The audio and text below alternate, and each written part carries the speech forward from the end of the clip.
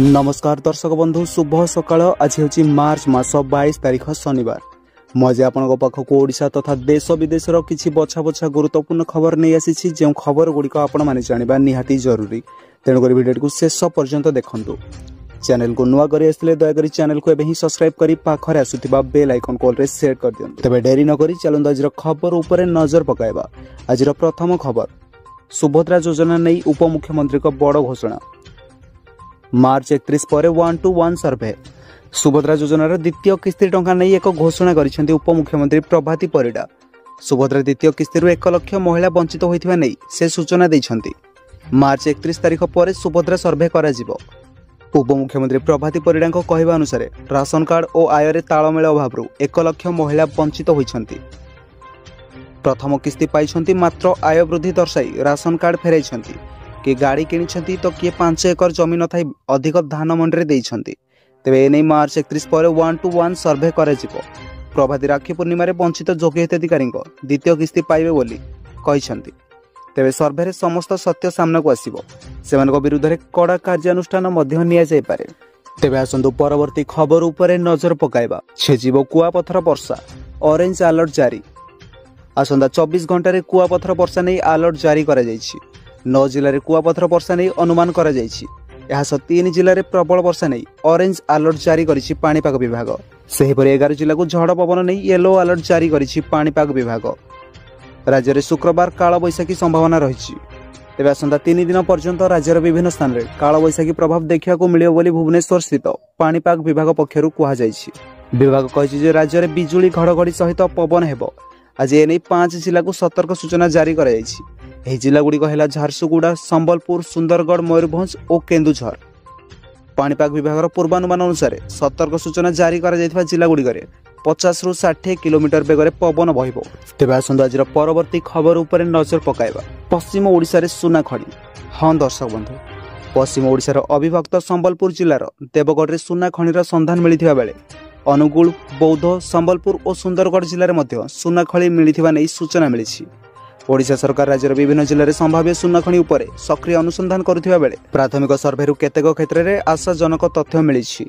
गुरुवार विधानसभा विधायक चक्रमणि कंहरक एक प्रश्नर उत्तर देई खणी मंत्री विभूति भूषण जेना एभली संभाव्य सूचना दैछंती।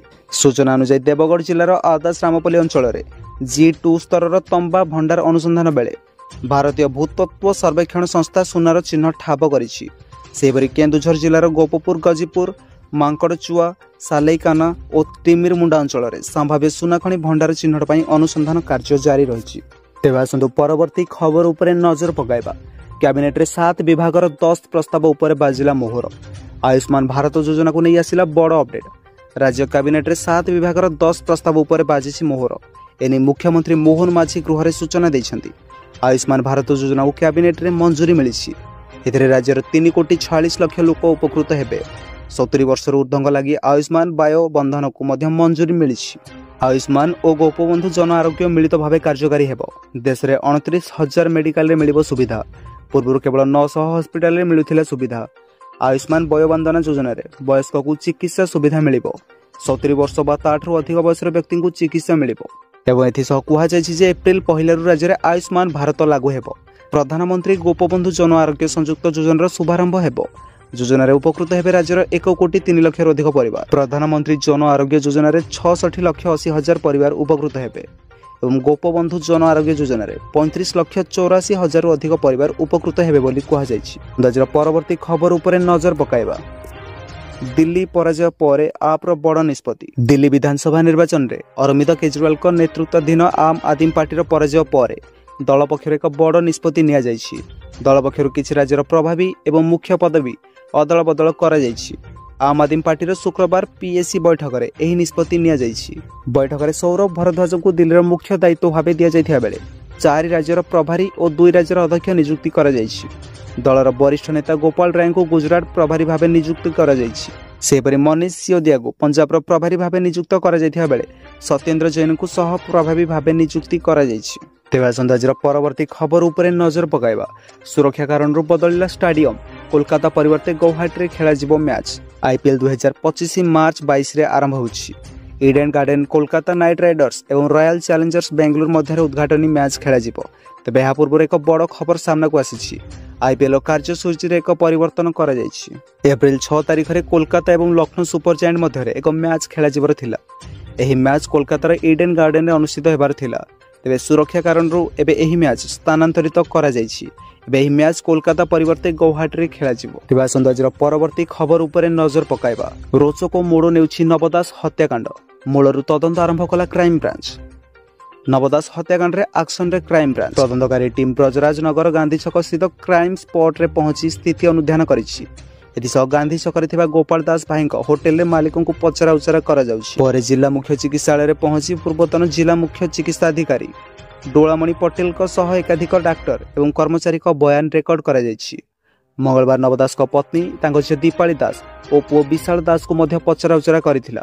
ଆଜି ହତ୍ୟାକାଣ୍ଡର ମୁଖ୍ୟ ଅଭିଯୁକ୍ତ ଗୋପାଳ ଦାସଙ୍କୁ ଜେରା କରିବା ପରେ ସବୁ ସତ୍ୟ ସାମ୍ନାକୁ ଆସିବ। ପୂର୍ବରୁ ଫେବୃଆରୀ 1 2023ରେ ଗୋପାଳ ଦାସ କ୍ରାଇମବ୍ରାଞ୍ଚ ଆଗରେ ଲିଖିତ ବୟାନ ଦେଇଥିଲେ। ଏଥିରେ ସେ ନବକୁ କାହିଁକି ହତ୍ୟା କଲେ ତାହା ଲିଖିତ ଭାବରେ କହିଥିଲେ। ତେବେ ଆସନ୍ତୁ ଆଜିର ପରବର୍ତ୍ତୀ ଖବର ଉପରେ ନଜର ପକାଇବା। ଅଲଗା ହେଲେ କ୍ରିକେଟର ୟୁଜବେନ୍ଦ୍ର ଚହଲ ଓ ଧନଶ୍ରୀ ବର୍ମା। ଭାରତୀୟ କ୍ରିକେଟର ୟୁଜବେନ୍ଦ୍ର ଚହଲ ଓ ନୃତ୍ୟ କୋରିଓଗ୍ରାଫର ଧନଶ୍ରୀ ବର୍ମାଙ୍କୁ ମୁମ୍ବାଇରେ ଏକ ପାରିବାରିକ ଅଦାଲତ ଛାଡ଼ପତ୍ର ପ୍ରଦାନ କରିଛି। କୋର୍ଟ ଛାଡ଼ପତ୍ରର ନିର୍ଦ୍ଦେଶକୁ ମଞ୍ଜୁର କରିଛନ୍ତି। କୋର୍ଟ ଉଭୟଙ୍କ ପକ୍ଷରୁ ମିଳିତ ଆବେଦନକୁ ଗ୍ରହଣ କରିଛନ୍ତି। କୋର୍ଟ ବାହାରେ ଆଇନଜୀବୀ ନିତିନ କୁମାର ଗୁପ୍ତା ଗଣମାଧ୍ୟମକୁ କହିଛନ୍ତି ଯେ ଉଭୟ ପକ୍ଷ ଆଉ ସ୍ୱାମୀ ସ୍ତ୍ରୀ ନୁହନ୍ତି। ତେବେ ଆସନ୍ତୁ ଆଜିର ପରବର୍ତ୍ତୀ ଖବର ଉପରେ ନଜର ପକାଇବା। ପ୍ରତିରକ୍ଷା କ୍ଷମତା ବୃଦ୍ଧି ପାଇଁ 54,000 କୋଟି। ଭାରତୀୟ ପ୍ରତିରକ୍ଷା ବାହିନୀର ପରିଚାଳନା କ୍ଷମତାକୁ ବୃଦ୍ଧି କରିବା ପାଇଁ 54,000 କୋଟି ଟଙ୍କା ମଞ୍ଜୁର ହୋଇଛି। ପ୍ରତିରକ୍ଷା ମନ୍ତ୍ରୀ ରାଜନାଥ ସିଂହଙ୍କ ଅଧ୍ୟକ୍ଷତାରେ ପ୍ରତିରକ୍ଷା ଅଧିଗ୍ରହଣ ପରିଷଦ 54,000 କୋଟିରୁ ଅଧିକ ମୂଲ୍ୟର 8ଟି ପୁଞ୍ଜି ଅଧିଗ୍ରହଣ ପ୍ରସ୍ତାବକୁ ଅନୁମୋଦନ କରିଛି। 2025କୁ ସଂସ୍କାର ବର୍ଷ ଭାବେ ପାଳନ କରିବାର ଏକ ଅଂଶ ଭାବରେ ଡିଏସି ପୁଞ୍ଜି ଅଧିଗ୍ରହଣ ପ୍ରକ୍ରିୟାକୁ ଦ୍ରୁତ ଏବଂ ଅଧିକ ପ୍ରଭାବଶାଳୀ ଏବଂ ଦକ୍ଷ କରିବା ପାଇଁ ବିଭିନ୍ନ ପର୍ଯ୍ୟାୟରେ ସମୟସୀମା ହ୍ରାସ କରିବା ପାଇଁ ନିର୍ଦ୍ଦେଶାବଳୀକୁ ମଧ୍ୟ ଅନୁମୋଦନ କରିଛି। ଏବେ ଆସନ୍ତୁ ଆଜିର ପରବର୍ତ୍ତୀ ଖବର ଉପରେ ନଜର ପକାଇବା। ଟାଟା ଷ୍ଟିଲ୍ କାରଖାନାରେ ଦୁର୍ଘଟଣା, 8 ଶ୍ରମିକ ଆହତ। ଯାଜପୁର ଜିଲ୍ଲା କଳିଙ୍ଗନଗରରେ ଥିବା ଟାଟା ଷ୍ଟିଲ୍ କାରଖାନାରେ ଘଟିଛି ଅଘଟଣ।